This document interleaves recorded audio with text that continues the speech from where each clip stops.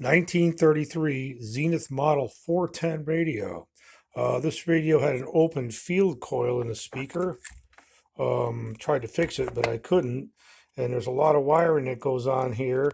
So when I replaced it with a different speaker, what I had to do is mimic the wiring that was used on the original because I didn't want to ruin the ability of the user to plug or unplug the speaker, the field coil, etc. I had to add resistance because the field coil resistance was different. So if you look in the schematic right here, I added 3,000 ohms of resistance and a voltage divider here because this field coil was center tapped and the new one is not. It's actually not a new one. It's out of a 1930s radio and another Zenith. It's just not the same. But this has plenty of selectivity. It works really good as soon as it warms up.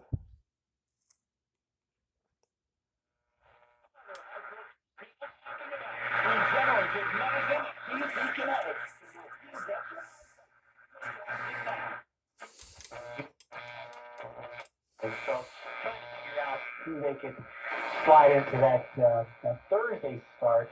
They're going to need, and a lot of those kind of what they do the next few days too. Remember, if you get guys going deep in the game, you don't use the bullpen, you don't use enough of the bullpen.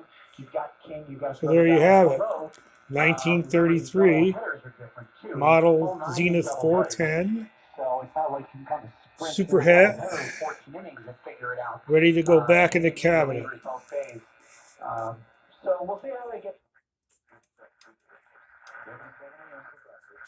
The best and biggest practice and good at what they do. Always check out the specials board because you're going to find some delicious specials in thousands